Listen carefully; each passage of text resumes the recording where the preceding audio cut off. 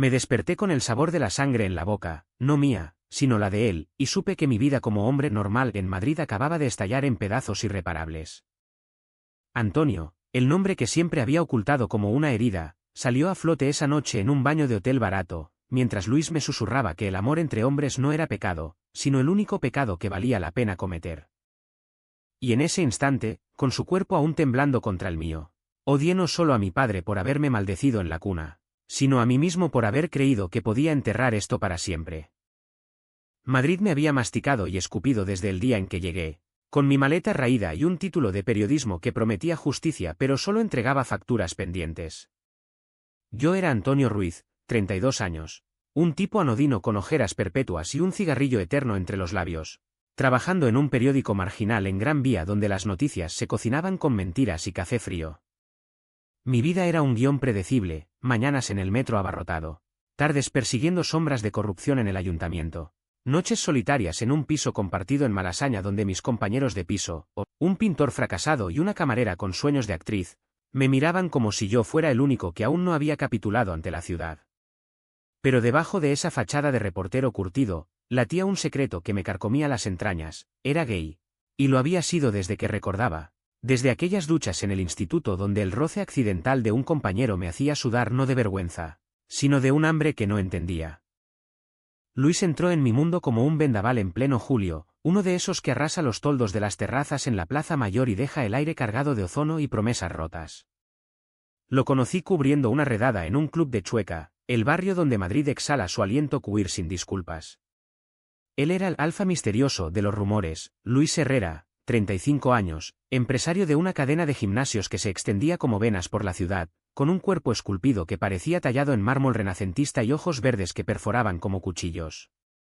La prensa lo pintaba como el rey de la noche, un hombre que coleccionaba amantes como trofeos, mujeres en público, hombres en privado, pero yo olfateé algo más turbio: sus gimnasios eran fachadas para fiestas clandestinas donde el poder y el sexo se entretejían en un nudo gordiano de chantajes y favores políticos. Investígalo, me dijo mi editor, un viejo cínico con whisky en la garganta, y si sobrevives, te subo el sueldo. No sabía que esa orden me arrastraría a un abismo donde mi propia identidad sería la primera víctima. Al principio, fue profesional, seguí sus pasos como un lobo hambriento, anotando en mi libreta las matrículas de sus coches blindados, las sombras que lo rodeaban en las barras de los locales de Malasaña. Pero Luis me vio, por supuesto. Una noche en el Tigre, ese antro atestado donde el olor a fritanga y sudor se mezcla con risas estridentes, se acercó con una cerveza en la mano y una sonrisa que era mitad invitación, mitad amenaza. «Eres el periodista que husmea en mis sombras, ¿verdad? Antonio, ¿no? Siéntate, cuéntame qué buscas. O mejor, déjame mostrarte». Su voz era grave, con ese acento andaluz arrastrado que hacía que cada sílaba sonara como una caricia prohibida.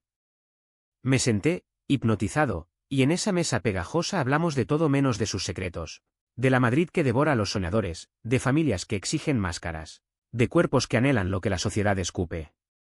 No mencioné mi lucha, esa guerra interna donde mi padre, un guardia civil jubilado en un pueblo de Castilla, me había grabado en el alma que los maricones van al infierno, pero Luis lo intuyó. «Todos cargamos con cadenas invisibles», murmuró, rozando mi mano bajo la mesa. Esa noche, no dormí. Su toque era veneno y antídoto, y yo, idiota, bebí hasta la última gota. Las semanas siguientes fueron un baile al filo del abismo. Por el día, yo era el cazador, infiltrado en una de sus fiestas en un ático de Salamanca. Vi cómo Luis tejía su red, políticos bebiendo champán con escorts, empresarios sellando pactos con besos robados en rincones oscuros. Tomé notas, fotos borrosas con mi móvil, pero cada vez que intentaba confrontarlo, él me desviaba con una cena en un restaurante de Huertas, donde el vino tinto fluía como sangre y sus confesiones se volvían mías. Soy bisexual, Antonio, pero en esta ciudad, serlo es jugar con fuego. La gente quiere etiquetas, odia la ambigüedad. Yo asentía, tragando mi propia verdad, que no era bi, que solo los hombres me encendían, que había pasado años follando con mujeres en citas arregladas por mi madre para curarme de esa enfermedad. Luis me hacía sentir visto, no juzgado. Nuestras noches se volvieron rituales, sexo crudo en su piso minimalista en Chamberí, donde el eco de nuestros gemidos rebotaba en paredes blancas como confesionarios. Él era dominante, alfa en cada embestida, y yo me rendía, encontrando en su control la liberación que mi vida reprimida negaba. Pero el precio se acumulaba, mentiras a mi familia, excusas a mis amigos, y un miedo sordo a que mi investigación lo destruyera todo. La Big ACHA me empezó a filtrarse como humo de un cigarrillo mal apagado. En el periódico, mis colegas notaban mi distracción. «Antonio, ¿estás enamorado o qué? Te ves como si te hubieran dado una paliza». Yo reía, pero por dentro, el nudo se apretaba. Luis exigía discreción absoluta, esto no es un romance de telenovela, es supervivencia, y yo obedecía, cancelando planes con amigos para estar con él, ignorando las llamadas de mi hermana que lloraba por la soledad de mi madre viuda. «Eres mi escape, Antonio», me decía él en las madrugadas, con su cabeza en mi pecho, pero yo sentía el peso de ser solo eso, un escape, no un igual. Y luego estaban las grietas en su armadura. Descubrí correos en su laptop, dejó la pantalla abierta una noche, confiado en mi silencio, mensajes de una exesposa en Sevilla, exigiendo pensión por un hijo que él negaba ser padre, y amenazas veladas de un socio que lo acusaba de robar clientes con métodos turbios. «No preguntes», me advirtió cuando lo confronté, su voz endureciéndose como el granito de las fachadas de la Almudena. Pero yo pregunté, porque el periodista en mí no podía callar, y esa noche discutimos por primera vez. Palabras afiladas como vidrios rotos, tú me usas para tu scoop, y yo te uso para olvidar mi mierda. ¿Contento? Me fui tambaleando a mi piso, con el corazón hecho trizas, y juré que lo dejaría. Pero al amanecer, él estaba en mi puerta con rosas robadas de un jardín ajeno y una disculpa que sabía a desesperación. Volví a caer, porque el silencio era peor que el dolor. La ciudad parecía conspirar contra nosotros. Madrid, con su sol implacable que quema las mentiras al mediodía y sus sombras alargadas en la puerta del sol que ocultan pecados, nos apretaba en su puño. Mi padre llamó una tarde, su voz ronca por el brandy: «Hijo, tu madre dice que no sales con nadie. ¿Sigues con esa fase? Recuerda, en esta familia no hay desviados». Colgué, temblando, y corrí a brazos de Luis, pero él estaba distante, absorto en llamadas que cortaba al oírme entrar.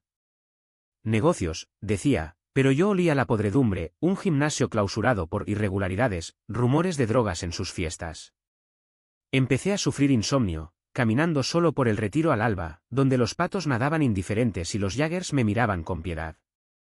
Me sentía como un traidor, traicionando mi profesión al no escribir el artículo, traicionando mi identidad al esconderme, traicionando a Luis al dudar de su amor.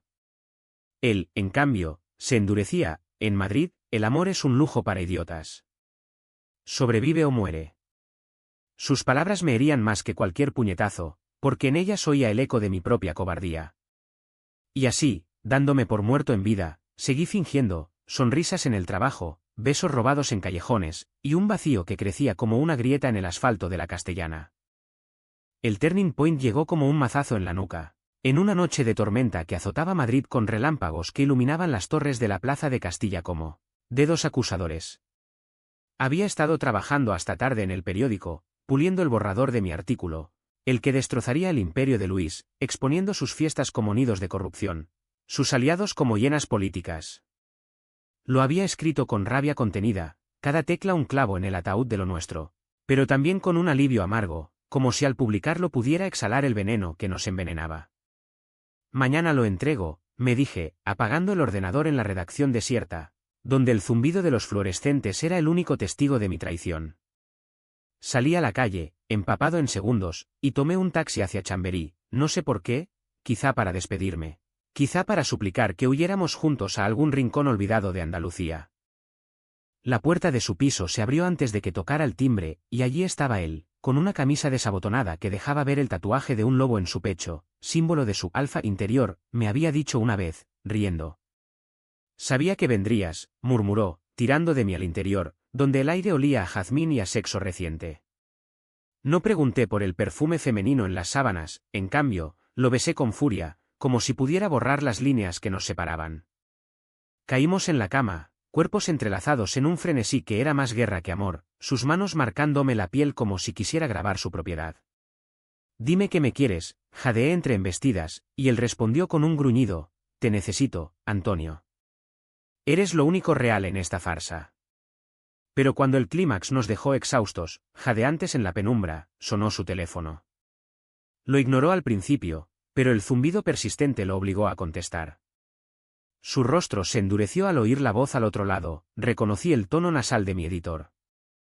¿Qué coño has hecho?, espetó Luis, poniéndose de pie de un salto, desnudo y furioso. Ese borrador tuyo circula por WhatsApp de la redacción. Me vendiste, cabrón. El mundo se detuvo. Me incorporé, el corazón martilleando como un tambor de Semana Santa, y vi en su mirada no solo ira, sino una traición que él mismo me devolvía multiplicada. No lo envié aún, balbuceé, pero él ya había conectado los puntos. Mi portátil olvidado en su salón días atrás, el borrador abierto como una confesión involuntaria. Mentiroso. Todo este tiempo, fingiendo ser mi amante mientras afilabas el cuchillo. Lanzó el teléfono contra la pared, el cristal estallando como mi ilusión de redención. Corrí tras él al salón, donde las luces de la ciudad parpadeaban a través de las persianas como ojos voyeristas. Luis, escúchame, era para liberarnos. Tus secretos nos están matando.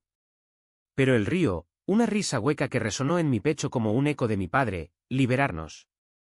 Tú solo querías tu puta gloria, el héroe que desenmascara al monstruo. ¿Sabes qué? Eres peor que yo, al menos yo no me escondo detrás de mentiras. Me abofeteó entonces, no con la mano, sino con palabras, sacó su móvil y reprodujo un audio. Mi voz grabada en una de nuestras noches, gimiendo su nombre en éxtasis. Envíalo a tu periódico. O mejor, a tu familia. Que vean al maricón que soy yo, el que te folló hasta hacerte hombre. El shock me paralizó. Caí de rodillas en el suelo de parqué, las lágrimas mezclándose con la lluvia que goteaba de mi pelo, y por primera vez en años, no sentí vergüenza, sino un vacío abismal, como si mi alma se hubiera evaporado en ese ático. Luis se vistió con movimientos mecánicos, murmurando maldiciones. Vete, Antonio. Y llévate tu verdad de mierda. No grité, no supliqué, solo me quedé allí, mirando cómo cerraba la puerta tras de sí, el clic del cerrojo como el último clavo en mi ataúd emocional. Solo en la oscuridad, con el audio repitiéndose en bucle desde el suelo, toqué fondo. El hombre que había construido para sobrevivir se desmoronó, dejando solo al chico aterrorizado que Madrid había intentado aplastar. No dormí, caminé bajo la tormenta hasta el amanecer, las calles vacías reflejando mi desolación, preguntándome si valía la pena seguir respirando en una ciudad que devoraba sus secretos. Los días siguientes fueron un borrón de anestesia autoimpuesta, me encerré en mi piso de Malasaña, con las persianas bajadas como párpados hinchados, viviendo de delivery frío y whisky barato que compraba en el chino de la esquina. El artículo nunca salió, lo borré esa misma mañana, después de vomitar en el baño del periódico, porque publicarlo ahora sería como confesar mi propia ruina. Mis compañeros notaban mi ausencia, llamadas que ignoraba, correos que se acumulaban como deudas, pero nadie insistía. En el periodismo madrileño, el burnout es un rito de paso, no una alarma. Solo mi hermana, Elena, irrumpió en mi burbuja, llegó un mediodía con una paella casera que olía a infancia en Toledo, su rostro redondo surcado de preocupación. Antonio, ¿qué te pasa? Pareces un fantasma. La dejé entrar, y en la cocina atestada de platos sucios, se lo conté todo, no los detalles sórdidos, pero sí el núcleo. Estoy enamorado de un hombre, Elena. Y me destrozó. Ella, con su pragmatismo de maestra de escuela, me abrazó sin juicios. Hermano, Madrid no es un pueblo. Aquí puedes ser quien seas. Pero no te pudras solo. Sus palabras fueron el primer rayo de luz, pero también avivaron el fuego. ¿Podía ser libre si Luis me había marcado como ganado? Empecé a reconstruirme a pedazos, saliendo al mundo con la fragilidad de un ciervo herido. Caminatas por el Parque del Oeste al atardecer, donde los jubilados jugaban al dominó y los amantes se besaban sin pudor, me recordaban que el amor queer no era una aberración, sino el pulso de la ciudad. Me inscribí en un grupo de apoyo en Chueca, hombres como nosotros, un círculo de sillas plegables en un local con pósters de orgullo y olor a café quemado. Allí, entre confesiones roncas de divorcios y rechazos familiares, encontré ecos de mi dolor. Un actor que había perdido su carrera por un escándalo, un profesor que mentía a su esposa por miedo al que dirán. La traición duele más cuando viene envuelta en placer, dijo uno, y asentí, recordando las noches con Luis donde su dominio me hacía sentir vivo y muerto al mismo tiempo. Pero el grupo me dio herramientas, un terapeuta que me recetó ejercicios de respiración para domar el pánico, un amigo nuevo, Javier, un diseñador con sonrisa torcida que me invitó a ver mus en la Latina. No busques venganza, Antonio. Busca cierre. Y el cierre llegó de la forma más madrileña, en una manifestación improvisada en Sol, contra la gentrificación que devoraba los bares queer del centro. Yo estaba allí, con una pancarta que decía Madrid no se vende, se ama, el sudor pegándome la camiseta al cuerpo bajo un sol de justicia poética. La multitud rugía, cánticos, silbatos, cuerpos presionados en una marea arcoíris, cuando lo vi, Luis, al otro lado de la plaza, flanqueado por guardaespaldas, hablando con un concejal de traje impecable. Nuestras miradas se cruzaron como relámpagos, y por un segundo, el tiempo se plegó, vi el cansancio en sus ojos, las arrugas nuevas alrededor de la boca, el peso de su imperio tambaleante. Él se acercó, abriéndose paso con esa arrogancia alfa que una vez me atrajo, y me plantó frente a frente en medio del caos. Antonio. No pensé verte aquí. Su voz era un hilo, no el trueno de antes. Vine a gritar lo que tú me enseñaste a callar, respondí, la voz firme por primera vez en meses. La multitud nos rodeaba, ajena, pero en ese círculo invisible, descargamos, él admitió los chantajes, la soledad de su doble vida, yo, el terror que me paralizaba. Te usé, sí, pero tú me liberaste, confesó, tocando mi brazo con tentación residual. Retiré la mano, no. Me rompiste. Y ahora, me reconstruyo solo. No fue un final limpio, él se fue con el concejal, yo con la manifestación, pero algo se rompió en mí esa tarde. El hechizo del alfa se disipó, dejando un hombre entero.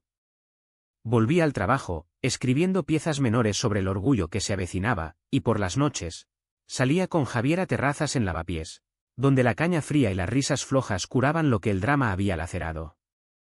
Madrid, cruel y generosa, me devolvía el pulso, un beso robado en un callejón, una llamada de mi madre que por fin sonaba sin reproches, ven a casa, hijo, con quien seas. Pero el clímax aún acechaba, porque Luis no era de los que sueltan presas fácilmente. El clímax estalló no en un grito, sino en un susurro que reverberó como un terremoto en las catacumbas de mi alma. Habían pasado 3 meses desde la plaza, 3 meses de reconstrucción frágil donde cada paso adelante era una victoria pírrica contra el eco de su voz. Yo había renacido en las brasas de Chueca, citas casuales que no exigían promesas, artículos en el periódico que celebraban la diversidad en lugar de destriparla, y una terapia que desenterraba las raíces de mi vergüenza, mi padre, con sus sermones de macho ibérico, y la Madrid de los 90 donde ser gay era sinónimo de sida y ostracismo. Javier se había convertido en ancla, no amante, compartíamos tapas en el mercado de San Miguel, riendo de los turistas despistados, y en sus ojos marrones veía la posibilidad de ternura sin cadenas. Eres más fuerte de lo que crees, Antonio, me decía, y por primera vez, lo creí. Pero Luis regresó como una tormenta de verano, impredecible y destructiva. Me encontró en un café de la carrera de San Jerónimo, donde sorbía un cortado mientras garabateaba notas para una entrevista sobre derechos LGTB. Entró con el sol a cuestas, su silueta recortada contra la puerta como un villano de novela negra, y se sentó sin pedir permiso. Necesito hablar contigo. Solo una vez más. Su rostro había cambiado, las ojeras profundas, la barba descuidada, el traje arrugado que gritaba noches en vela. No hay nada que decir, respondí, pero mi pulso traicionaba la mentira, acelerándose como en nuestras primeras noches. Insistió, y contra todo instinto, lo seguía su coche, un Audi negro que olía a cuero y derrota, hacia un bar discreto en las afueras, cerca del Bernabéu, donde el ruido de los trenes amortiguaba confesiones. Allí, sobre gin tonics que se evaporaban como nuestras ilusiones, se derrumbó. Todo se fue a la mierda, Antonio. El artículo tuyo, aunque no saliera, filtró rumores. Un socio me traicionó, la exesposa demandó, y ahora el ayuntamiento me investiga. Perdí los gimnasios, el ático. Todo. Su voz se quebró, y por un instante, vi al chico de Sevilla que había huido de una familia homófoba para conquistar Madrid, no al alfa invencible. ¿Y tú? Tú eras lo único que me mantenía cuerdo. Te amé, joder, a mi manera torcida. Lágrimas rodaron por sus mejillas, y el corazón se me retorció, era lástima, o el residuo de un amor que nunca sanó. Me usaste como espejo para tu propia mierda, Luis. Me hiciste creer que ser yo era suficiente, y luego me escupiste como a un trapo. Las palabras salían afiladas, liberando años de silencio. Le conté de mi padre, de las noches masturbándome con culpa, de cómo su rechazo me había empujado al borde. Él escuchaba, inmóvil, y cuando terminé, solo dijo, perdóname. ¿O no? Pero déjame verte una última vez, como hombres, no como víctimas. Acepté, no por debilidad, sino por cierre, una noche en su nuevo piso modesto en Usera, un barrio de inmigrantes y sueños postergados donde Madrid muestra sus grietas sin maquillaje. No fue sexo, fue catarsis. Nos sentamos en el balcón, fumando en la oscuridad, mientras los fuegos artificiales lejanos del Bernabéu estallaban como ecos de pasiones extinguidas. Siempre supe que eras gay puro, Antonio. Yo, con mi bi, era el cobarde que jugaba a dos bandas. Confesó más, el hijo que sí era suyo, la adicción a la adrenalina de las fiestas para tapar el vacío. Y yo, por fin, dije lo impensable, te odio por hacerme amarte, pero te agradezco por romperme lo suficiente para reconstruirme. No hubo reconciliación, solo un abrazo que duró hasta el alba, donde su cuerpo contra el mío era despedida, no promesa. Al amanecer, me fui sin mirar atrás, dejando en su puerta una nota, vive tu verdad, Luis. Yo vivo la mía. Ese clímax no fue explosivo, sino un desgarro interno que me dejó exhausto pero libre.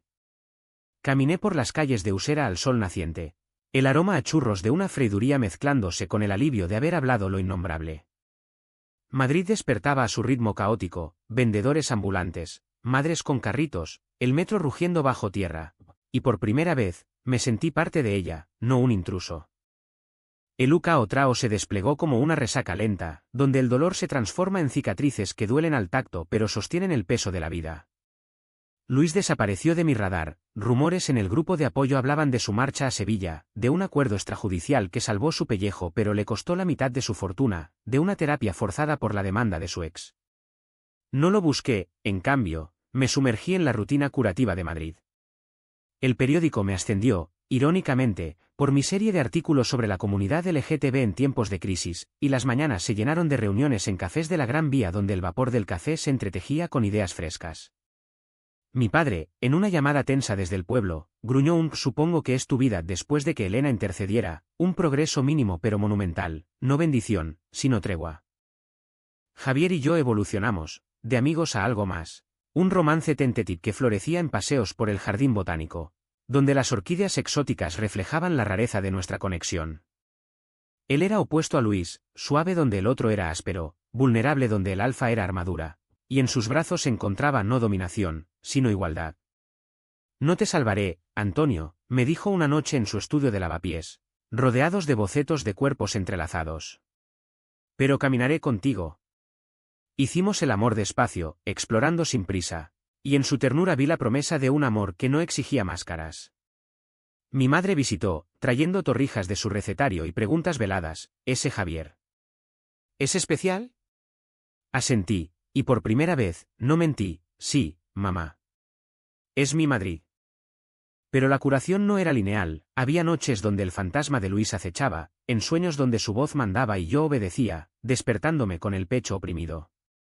En terapia, desentrañé eso, el trauma del rechazo paterno magnificado en el alfa, la adicción al drama como sustituto de la intimidad real.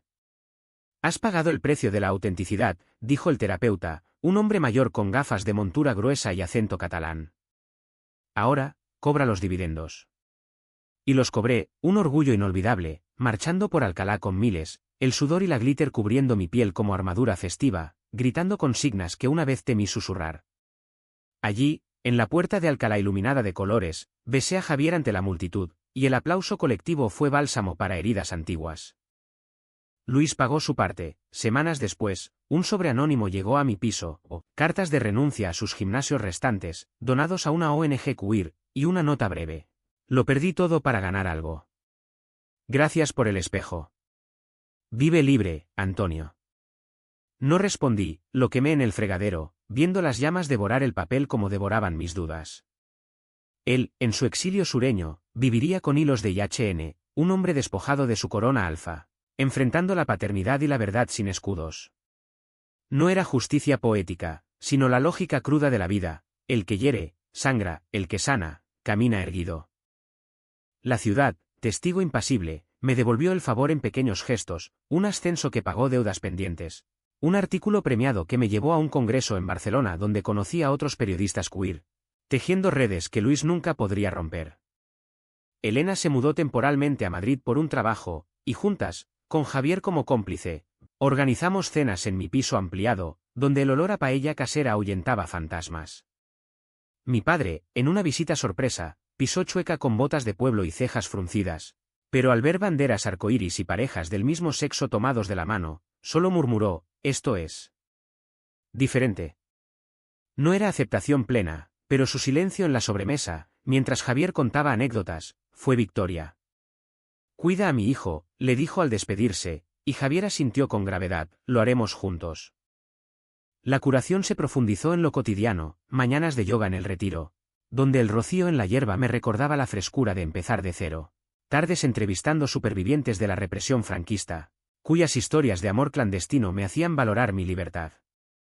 Javier y yo viajamos a Toledo un fin de semana, durmiendo en la casa familiar, y allí, bajo el cielo estrellado del campo, le conté todo sobre Luis, sin filtros, sin vergüenza. Me moldeó para romperme, pero tú me ensamblas, le dije, y él respondió con un beso que sabía a futuro. No era perfecto, discutíamos por tonterías, su desorden creativo contra mi rigidez periodística, pero en esas fricciones hallaba autenticidad, no el control tóxico de antes. Luis, desde la distancia, se convirtió en eco. Un artículo en El País mencionaba su fundación para gimnasios inclusivos en Andalucía, un intento de redención que no borraba deudas pero humanizaba al villano.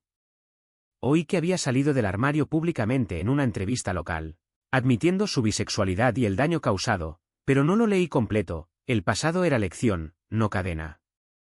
Mi propia voz se fortaleció, moderé un debate en la tele autonómica sobre derechos LGTB, donde mi historia, anonimizada pero cruda, resonó en llamadas de espectadores que decían: «Me salvaste». Madrid, con su pulso incansable, me integró, de outsider a hilo en su tapiz queer. Al final, el DEAM se asienta como el polvo en las calles de Madrid después de una tormenta. No desaparece del todo, pero permite ver el horizonte claro. Hoy, un año después, camino por Gran Vía con Javier de la mano, el bullicio de turistas y madrileños ajenos a nuestras cicatrices, y me detengo en una fuente donde el agua murmura secretos. Pienso en Luis no con rabia, sino con una piedad distante: él pagó con su trono, yo con mi alma, y ambos emergimos, imperfectos pero enteros.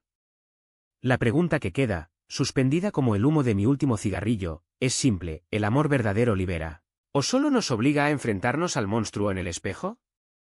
Madrid no responde, solo late, invitándome a seguir. Y yo sigo, porque en esta ciudad de pasiones voraces, ser yo mismo es el único escándalo que vale la pena.